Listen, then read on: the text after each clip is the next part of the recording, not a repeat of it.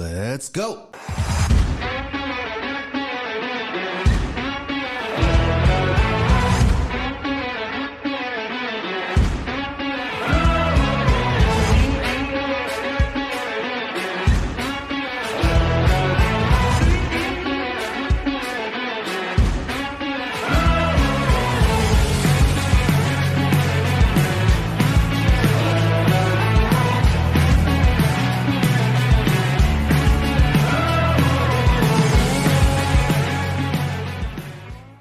Welcome back to the Inside Lines, where we dig deeper into New Jersey politics, power, and the people shaping our future. My name is George, and today we're joined by a rising voice in New Jersey politics, Sussex County Commissioner Jack DeGroot.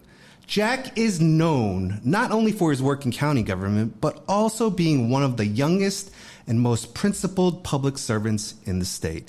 A strong advocate for local control, fiscal responsibility, and community-driven leadership, Jack has been unafraid to challenge the status quo, earning him both attention and respect across Sussex County and New Jersey. We'll talk about his journey into public service, the challenges his county faces, and where he thinks the state is headed. Commissioner, welcome to the show. Thanks for being with us today. No, the pleasure is all mine. I mean, thank you so much for having me. Awesome. Grateful for the opportunity. Well, Jack, tell us a little bit about yourself and your background and your upbringing. Yeah, absolutely. So, born and raised here in best state in the whole country, Amen. New Jersey, over in Sussex County. So a little bit of a trip outside of here, but in a town called Wantage, almost the northernmost part of the whole state.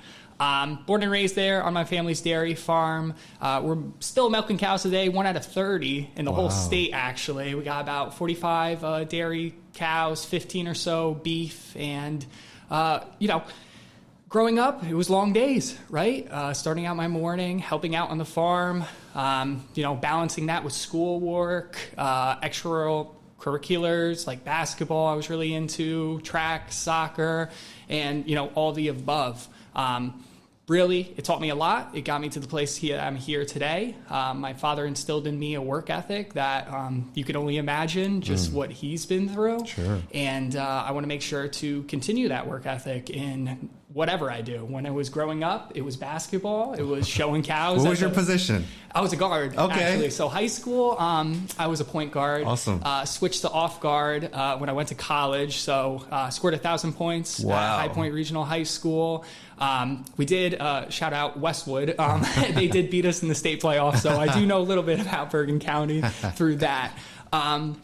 But was blessed enough to get the opportunity to play at college. I went to Marywood University out in Scranton, Pennsylvania. Was a great time there. I earned my bachelor's in both mathematics and finance. Oh, smart. Yeah, right?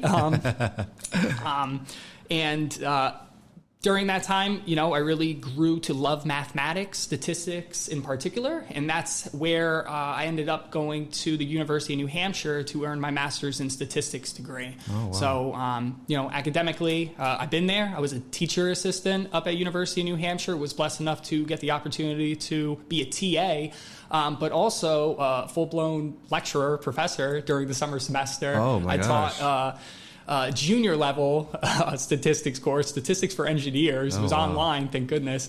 But I'll tell you, the first day of class, I'm 23 years old, and these students are juniors, so they're 21, 22. It took them 2 classes to say online, hey, how old are you? And I said, don't worry about it. Oh my gosh. I mean, look, we're blessed to have you here today. I mean, you're, what struck me most when I first met you was just your passion and drive, and then you're a young guy, how old are you right now? Yes, so 26 years old. Okay, 26. So you've passed the quarter century mark. So thank you, welcome. But that's amazing of just like your drive and your passion for math and statistics. I mean, it comes right off that you're a very smart guy. So I appreciate you. Thank you. You doing what you're doing. But sometimes we get involved in things and maybe, I don't know if it's a right decision or not. I mean, are the smartest people involved in public service? It's just a joke. But what inspired you to get involved in public service? Yeah, great question. And believe it or not, it started at the farm. So COVID hit. I was at the Marywood University. Life changed, right, for everyone. Yep. I went back home. I was on the farm. Didn't know what to do, like half the population, right? Yeah. And something came over me. I still don't know what it is to this day, but I wanted to get immersed in the farm and start a garden, essentially. Okay. Bring back upon the produce stand that my father had once done for, a number of years. He got older, the cows were more work for him. So he stopped for a couple of years. 2020, I came back and I looked at an opportunity to revitalize it. So in 2020, I started that farm stand, and that's where the journey began. People all across my town of Wantage, the neighboring towns, and even the county have, been stopping into the farm stand, and all I did was just listen and talk, just like this, hearing conversations, hearing the concerns of what's happening to our beautiful town, our county, our state, our nation. And I'm hearing this in 2020, while following summer, I come back, 2021. Following summer, I come back, 2022.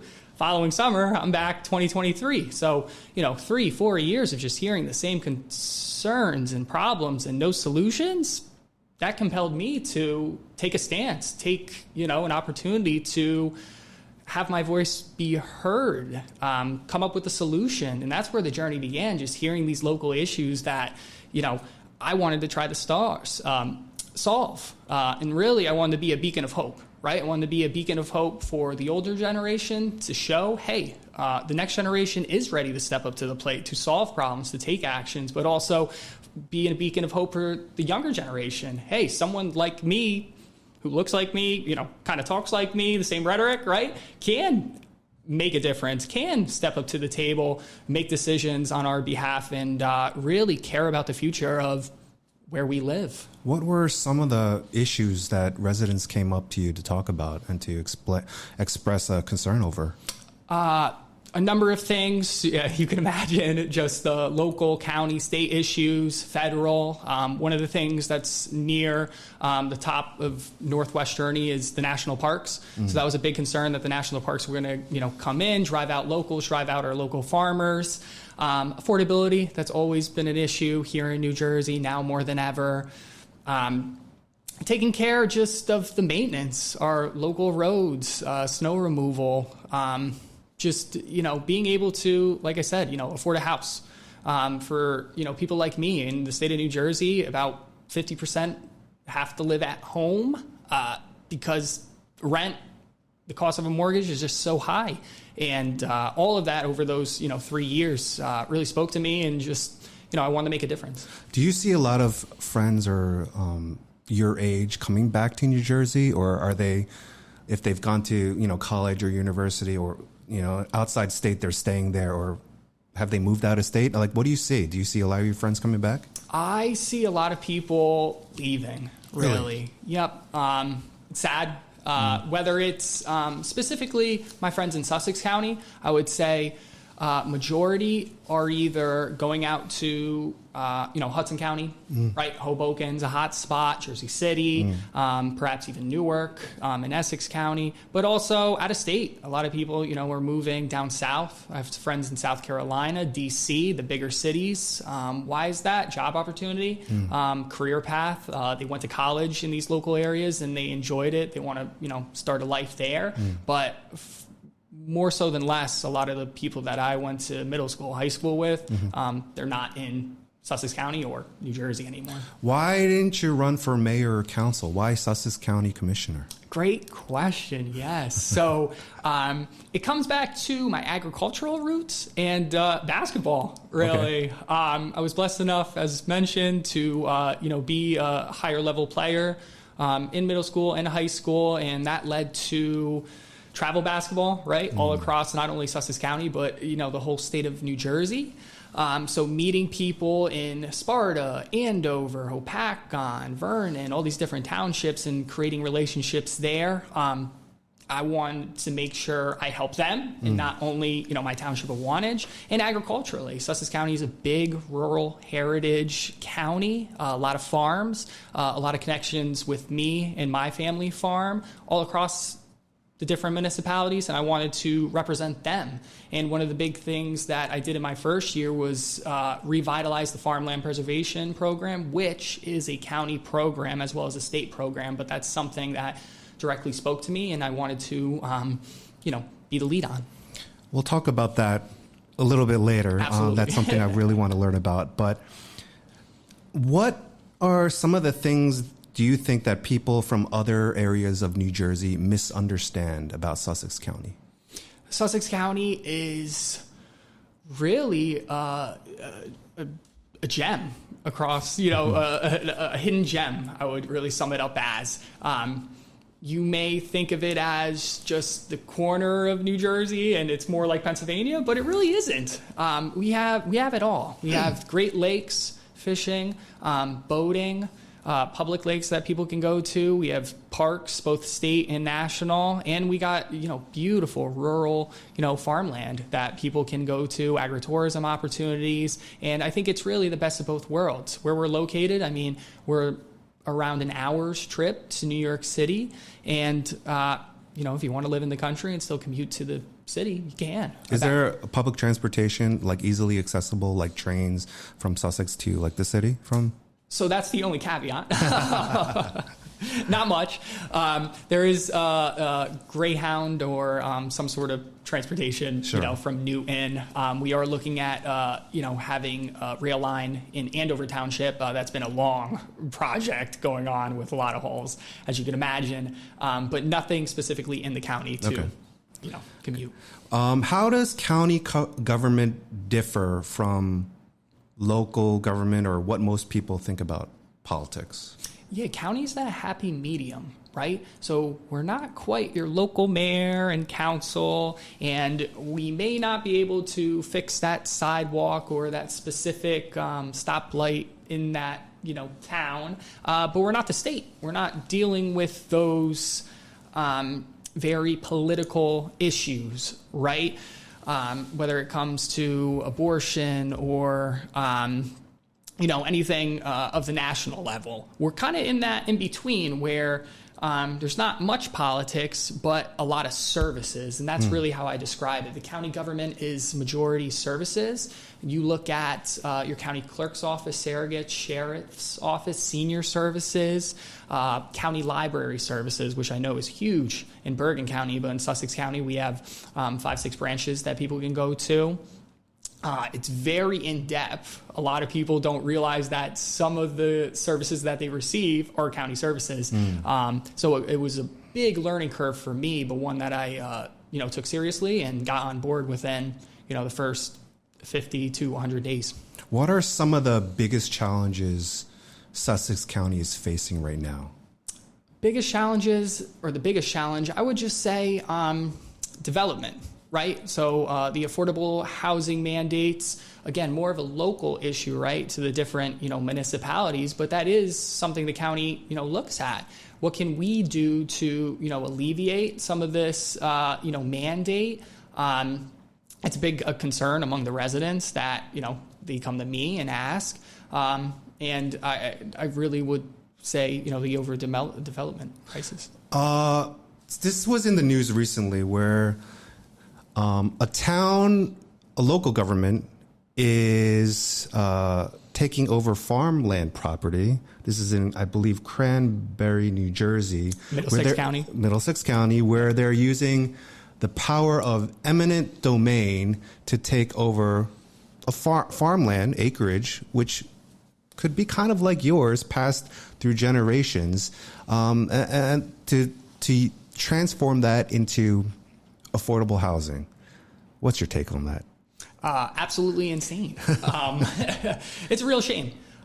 You have a generational farm that is up for development with basically the choice taken from them. Eminent domain, the farmer and the family don't have an opportunity to defend themselves. I am totally against, taking that away from the farmer. And one of the questions that I have is, for Middlesex County, did they present the opportunity for farmland preservation? From what I read, it looked like the family really loved the farm. They want to keep that rural heritage there in that township. And my biggest question, and I checked, Middlesex County does have a farmland preservation program.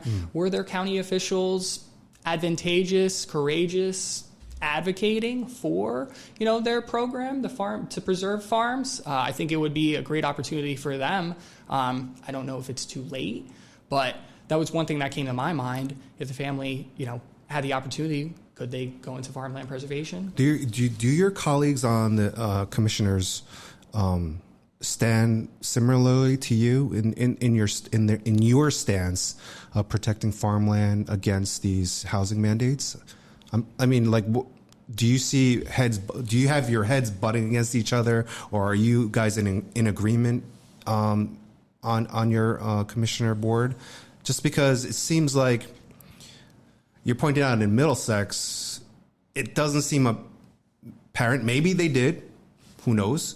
But if they have a preservation plan, I mean, it looks like that's a plan to initiate, or at least to go and investigate to see what the owners have used this land for. Has it been used for agricultural purposes? Do they continuously want to use it for agricultural purposes? I mean, those are probably some things that people should be looking at with regards to how land is used, rather than like going ahead and taking it through eminent domain and ruining a family or a generation's livelihood. I mean, it just seems really crazy that this type of stuff is happening for housing. What are you guys doing in Sussex County?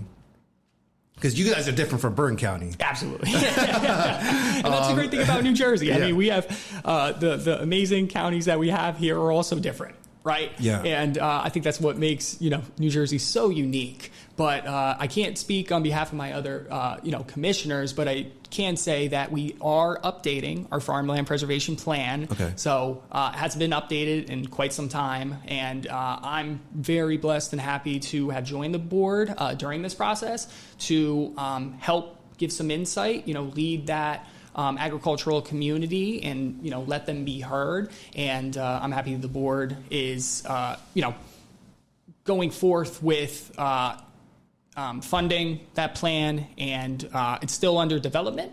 And when it comes to fruition, we'll review it and go from there. I don't know if you know, but are there any what are some sort of things do you think counties could update their plan with? I mean, you're going through this process right now. I'm sure there's like 1 or 2, 3 blaring things that come to your attention because it hasn't been updated in years. Like, what are some things that you think counties could look at and investigate and maybe update? What would be some of your recommendations? Economic growth plans. I think that's something that's very valuable. I think it comes down to the communication of residents, right? If we're talking about economic growth, we would want to talk to local businesses and hear their voice. When we're talking about farmland preservation, we talk to farmland owners, we talk to farmers, but we also talk to the residents of Sussex County, or any county for that matter, to see what kind of balancing act do they want, right? I think there's always that balance of preservation with development, which is, important, right? And at the end of the day, I think the residents need to have their voice heard. And I know that we've provided, public hearings, public forums that have been heavily attended, and which is great because you want to hear from the public, hear their input, and then let the professionals take that information and accumulate, a great plan. Do you feel like the state is listening to what you guys are talking about at these hearings? Do you think they're responding? Are they responding quick enough, or do you think they're just, giving you the ear and not really do you see any action or traction moving forward with the concerns of your residents? Because sometimes I feel, the state doesn't hear us. The people who we have elected into office, maybe they'll come, maybe they won't come, and that makes me crazy, because we have these residents who are dire need of help, right? This is their livelihood. How do you develop an economic plan when you're destroying their way of making money? Do you feel the state is listening to you? Like, what do you, and if not, what do you think we need to do to get them to listen to us more and to perhaps make some changes? Yeah, I don't think the state has been listening to us, especially, in our northwest corner. Population-wise, we're one of the smaller counties, and sometimes I feel that we're forgotten. And again, it comes down to the unnecessary mandates to both the local municipalities, to just legislation that makes, life as a county, commissioner harder, right? It's hard. It's hard sometimes. That's really sad when you say, like, you sometimes feel that you're not being heard. I mean, we're all people. We're living in this densely populated state. Some counties are obviously more denser than others, but isn't it a shame that our representation in government isn't listening to us or trying to fight for us? I mean, or trying to get things passed. I mean, recently I saw in the news that a bill, something really ridiculous was being passed about, like, people over the age of 40 or something are considered old or something. This is like a bill that was, being passed in New Jersey government. I don't know if it was a joke or if it probably wasn't, because it was an actual bill that was being voted on. But this is type of stupidity and nonsense, and I'll go on the record of it, like really ridiculous stuff that's going on in New Jersey government. Do you what's your stance on, like, state government? I'm sure you know people who are state representatives, assembly women, men, senators. You've met with them. I mean, for one, I feel that term limits need to be in place, because I feel that if people are in government for so long, they make it a career that, like we've said before our conversation today, leads to complacency, leads to people not actually doing their jobs and making change, because they feel, hey, I'm going to be here forever. Why do I have to really do anything? What's your stance on, like, state government and those types of, like, the representation, I think to sum it up, right, I think the state has a lot of overregulation, and I think we need to go into deregulation, right? What's an example, right? Dairy farming, right? Me and my family, we've been doing it. We are very limited in what we can do with our milk, right? I mean, right now, DFA, Dairy Farmers of America, are the ones who are coming and picking up the milkman, you could say, right? But to add value to our product, to add value to our dairy, right? To make cheese, right? Custards, things like that, baked goods, XYZ, right? There's regulation that prevents it. Well, you need this permit. Well, you need to go to this office. Well, you need this equipment. Well, it's not the right equipment, so you got to go back and change it. And through all that bureaucratic process, what am I losing? My time and money. Yeah. So, I live it firsthand. Yeah. Right, my family's lived it firsthand, and that's really how I sum up, the state. There's a lot of overregulation. I think we need to deregulate. I think, there's always a process and evaluation to do that. But now more than ever, even when it comes to plans, right, you need this statute, XYZ, it has to be included. And again, just prolonging the process, taking time, which results in New York and Pennsylvania aren't that far from where you are, right? Oh, yeah, 10 minutes and 15 minutes. Right. So, like, are dairy farmers over the border, are they experiencing the same heavy regulation, or can they create goods? So, believe it or not, you could sell raw milk outside of New Jersey. I had a buddy in North Dakota. I know it's not close, but he's in state legislator, another, 20-year-old. He went out and he put forth a bill to allow the sale of raw milk, and he got it done in North Dakota. Wow. I know there's been legislation introduced in the assembly. I know there's people working very hard on it, but it just seems like there's never any traction. And the question's always why, And like I said, there's only 30 dairy farms in the whole state of New Jersey. And it's going to make me very sad one day, and I'm sure a lot of others, when we get to the point where, me and you have some milk and cookies, and you drink the milk, and me and you come to the realization this isn't from New Jersey. It's not. It's from somewhere else, right? And you don't know if it's from Pennsylvania, New York, or across the country. We talked about affordability, and one of the key issues for our state, living in New Jersey, things are getting expensive, driving a lot of our younger people out of the state, like you said. Mm-hmm. What do you think, or like what policies do you think are most responsible for driving people out of state? Great question.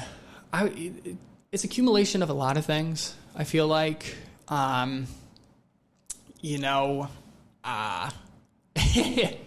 a lot, and I think it's all added up, right? It's the state. It's the majority of it is from the Board of Education, the schools, which is very important to keep intact. But just having so much government and having to take from the pockets of working people to fund all of it adds up over time. And I think we're just at a point where it doesn't really matter, which or what policies. It's just accumulation of time that's built up. What's the average property tax in Sussex County? Like the figure? Do you know?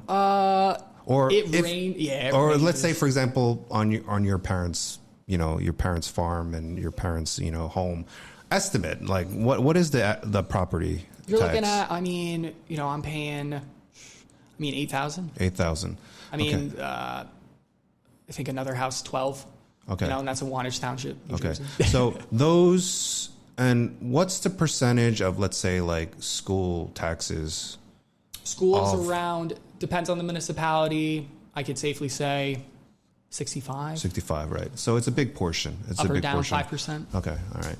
60, 70. Okay, so obviously property taxes are going up. They never go down, really. Never go down. They're always going up. And so I what you said, when everything, like government is involved in everything, well, there's a cost to that, right? Nothing is free. Yep. Nothing is free. The people who work in county office, the people who work in local office, they all gotta get paid. Health benefits they have to receive. Yep. A big portion in our school budget. I'm the finance chair of our budget, and our school budget for next year is almost like $110 million. Okay, so it's really a lot of money, and a big portion of that comes from healthcare, rising healthcare costs. Absolutely. And also the necessity to meet the needs of special needs children, because local school boards are responsible for paying for all of that, or providing for that. So I do see, when you make the argument, or when you make the case where there's too much government involved, that it makes sense that costs are going up, right? Yeah. Because if you have less government, there wouldn't be as much expenses, and therefore taxes would go down. It's pretty basic. It seems like a never-ending cycle, right? So look, let's focus a little bit on elections that are coming up. All right, we've got New Jersey governor's race coming up this year, 1 out of 2 in the whole nation. Absolutely. So it's pretty important. And then we also have assembly races as well. Yep. That are coming up. They come up every 2 years.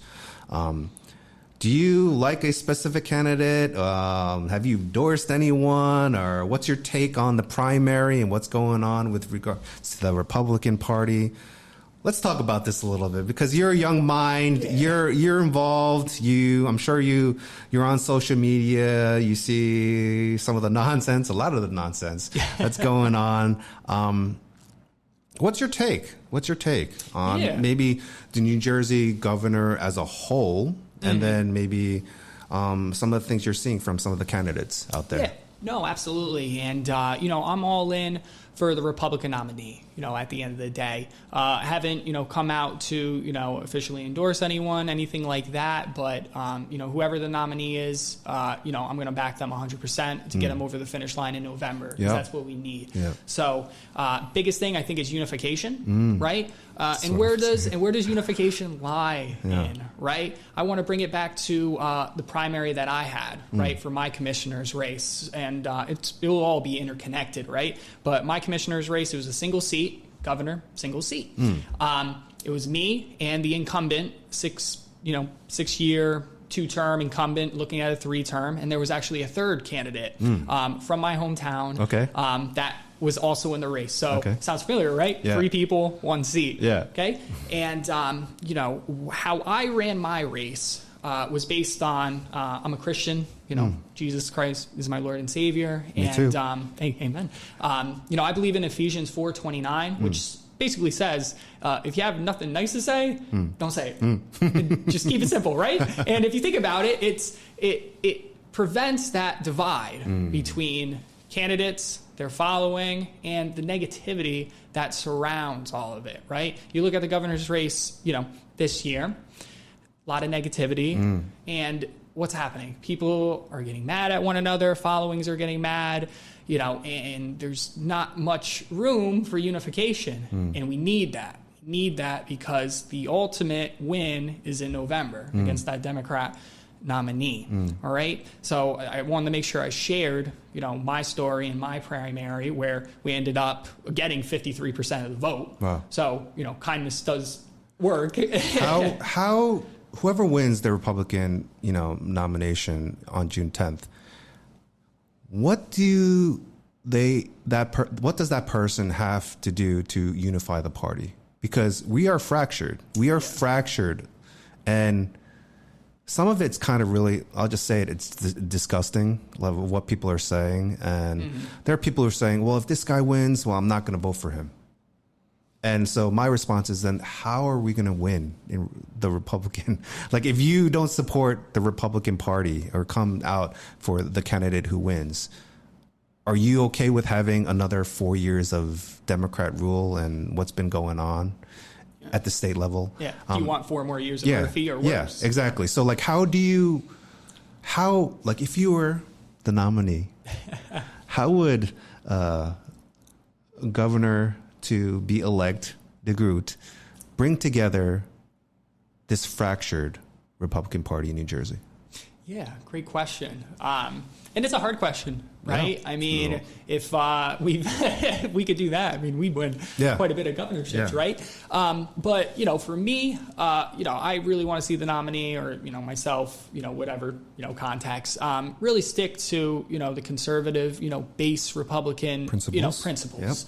Yep. You need that. You need that because if you don't have it, that's who you're representing. You're the Republican nominee. Now, you need to go out and call upon, some independents, maybe some, right-leaning Democrats, but your base is where you need to stick to, I think. And, I worked, when I was up at University of New Hampshire, I worked alongside Governor Sununu up there. So that was kind of, another reason how I got my interest in public service, government. And I think he's just a great example of, being a class act, amazing governor, purple state, right? Where you had the state voting, blue, but for him, red. And I think he's a perfect example of a balancing act, right? Of sticking to the base and, just really energizing people and turning out in great numbers and, winning. Yeah, like you said, I don't think there's an easy solution. I think there will be an extreme difficulty of bringing people together because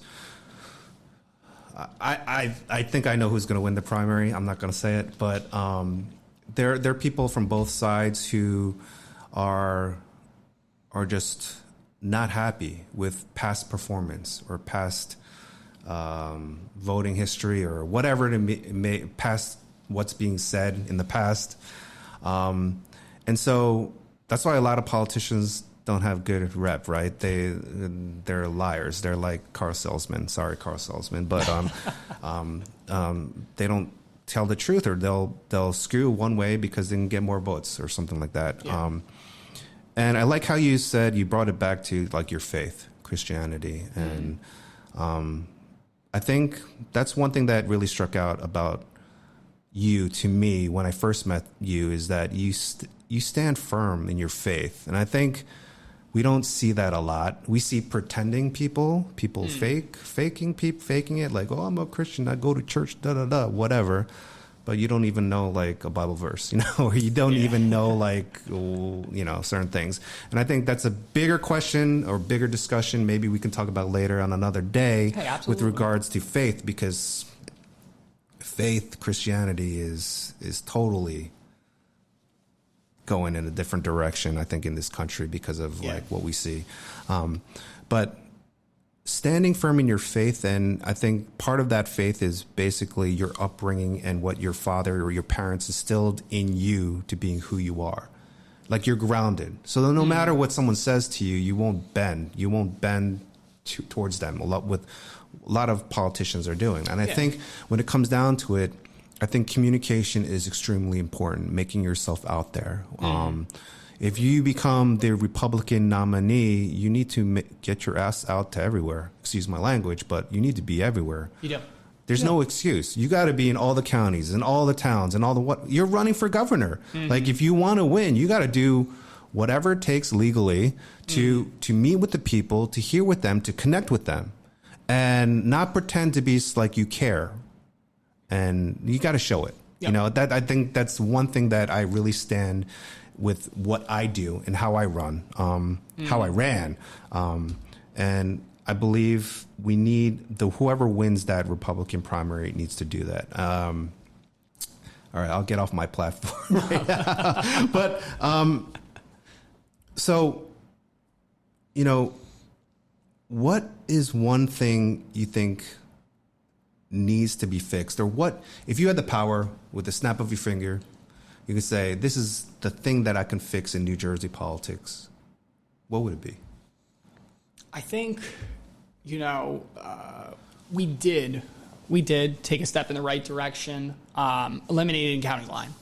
Dude, yeah. I fully support it. I'm a part of a group of young conservatives across the country called Run Gen Z, and it was just funny talking with them, because they had no idea what the county line was. And I was like, what? And it came across me like, holy cow, New Jersey's the only state that has a county line? Yeah. And county line or not, I hear it across the country. I hear it in different states. There's just whatever you want to call it, right? Deep state establishment, just, the clique, right? The good old boys. That's how my friends say it down south.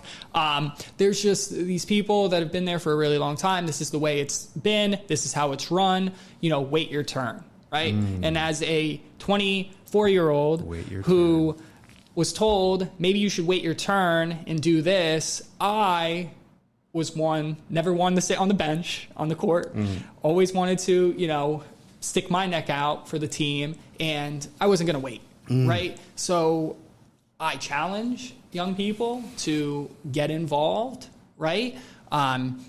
There's great resources now with Run Gen Z, other elected young leaders at the county level with me, at the, local level, right? And it's about getting connected, communicating, and just learning from one another the mistakes that we've had, and going out and trying to be that change, right? So I think just the institutionalists, just wait your turn, this is how it is. That's what I don't like. Hey, right? I've heard that too. I've heard that when I was running for Congress, many people said, it's not your time yet, wait your turn, or drop out. No, that was something that many people said to me too. And like you, I don't, like, who are you to say that to me? Yeah, we live in a republic, right? Yeah. And we practice democracy, right? And you have a right, if you think you can make a change, you have, the proper infrastructure, money, XYZ to go out and be successful, you do it. If you want to spread a message, go do it. That's why that's why New Jersey is so great. Yeah. Look, you've been a commissioner for about 1.5 years, I think, right? Is that okay? Yeah, 1 point. Yeah. Name a specific win or an accomplishment you've had over the last, year and a half that you're really, really proud of. Yeah. You can name more than one. Hey, absolutely. Thank you. I'll name the first, and I'll go in chronological order. But one of my biggest things was enhancing agricultural programs here in New Jersey. Like I said, agricultural industry, farms are diminishing here in Jersey, and we're the Garden State. Why is that a thing, right? Doesn't add up. Yeah. And one way I looked at it was, hey, we're Sussex County, we're rural, we have great institutions like SCCC, Sussex Tech. How do we enhance their programs? And I made a connection with great, farm, Hudson Farms. They have a temperature-controlled greenhouse, right? And I looked at it and said, well, the community college doesn't have a temperature-controlled greenhouse. So in the midst of the academic year, you can't grow anything for the most part. So why don't we have a internship with them? And literally got in January. That fall 2024 semester, the following fall, we already had someone sent over there. That's awesome. Right? And we just had someone complete the spring internship, and I'm happy to report they got hired full time. Wow. And that's impact. Yeah. Right? That's setting up a student for success in life, right? And this farm's located in Sussex County. So now we're contributing to a great, farm, prolonging that. In addition, one of the things that, I care about, obviously we've been talking about it all day, the rural heritage of Sussex County. Yeah. But I want to, I talk about being a beacon of hope for the younger generation, but the older generation. I think we need to take care of our seniors. And one opportunity I looked at was the senior services program within our county government. And I took it upon myself to do research, did a lot of research, and just tried to find different, programs, something that can integrate the Garden State with seniors. And what I came up with was a county seed library. So a year-long planning project that finally came to, be this year. Last fall, went out, solicited, got donations for over 1,300 seed packets. This past winter, organized it. This year, January, February, we launched the county seed program where seniors can order a number of seeds, vegetables, fruit, flowers, to promote sustainability, promote that rural heritage we have in Sussex County, and to be active, right? In addition, we just don't want to give out seeds and say, hey, do whatever. We provided 3 educational workshops with Rutgers Master Gardeners of Sussex County so that, we're properly planting and setting up these seniors for success, both transplanting too, so that they can have a lively garden in the Garden State. That's amazing. I mean, were these your ideas that you wanted to implement? Yeah. Yep. And look, we have a young man here who is driven and passionate about things that he believes in, that he's grown up in, and you just went out and did it. And look, there's so many young people, I feel, that are now starting to get involved in politics, whether it's on the local level, school boards of education, or higher up. Yep. But we still need to reach out. How, and you mentioned this briefly before with that other group that you're involved in, the Gen X, I don't even know the terminology anymore, but there's a lot. But what advice or pieces of advice would you give to young people who are thinking about getting involved or in their communities or running, but they don't have the resources available to them, or they are intimidated, or they just don't know what to do? Like, give us some pieces of advice that you'd give to them. Yeah, the first thing, it's the simplest. Show up. Show up to that Board of Ed meeting. Show up to your county commissioner meeting. Show up to the town council meeting. Why? You learn a lot. You learn a lot about who's on council, who's on the commissioner board, what issues are going on, what county government actually does. Is there a public hearing? Listen to who speaks. Network at these meetings. Sometimes you might be the only one in the room, but maybe after the meeting, you talk to the mayor, you talk to the council president person, the administrator. Really, my biggest advice would be showing up. It provides education. It provides a networking opportunity. And you really do. You learn a lot. Second, do your research, from that, council meeting, Board of Ed meeting. See if you could find out more. Get immersed into the community, right? Be involved in your local church, your fire department, Kiwanis is a great club as well. Maybe the local YMCA. Just try and to get into opportunities of community where you can hear issues, see if there's problems, and see if you can be one of the solutions to it. Look, we've talked about a lot of great things today, and this is definitely an episode I'm going to have to rewatch 1 or 2 or 3 times at least. Any final thoughts that you'd like to share with our viewers before we wrap up? Yeah, like we talked about today, as a member of Gen Z, 26-year-old, can't believe we're already, 26. It's a real privilege to serve in an elected role. There's definitely highs, there's definitely lows. And, I always say you want to stay in that middle, right? Mm-hmm. And in that middle, why is that important? Because that's where you can get a lot of things done, right? So seeing the end goal, seeing the impact you have on a community, on an individual, like I said, with that student getting a full-time job opportunity, that's, what's important, right, in these roles. Helping the family who's struggling, to the seniors who are on fixed incomes and are, really nervous about living in this great state, the future of it. We want to make sure we take care of, us, our communities. And for the young people, listening, I challenge you to get involved, show up, and always feel free to use the internet, social media to message, get in contact with people, who are in these roles. More so than not, I love answering, questions and DMs and messages. So, always feel free to use me as a resource. Where can people follow your work or get involved with what you're doing? Yeah. Facebook, Jack DeGroot. There's a commissioner page. Please like and follow. Message if there's any questions. You'll get a update on where and what I'm doing. I also have a monthly newsletter that you can sign up for. Please revert to the Facebook page for all updates. Awesome. Commissioner Jack, thank you for taking the time to join us today and for sharing your insights, not just about Sussex County, but about where Jersey is headed.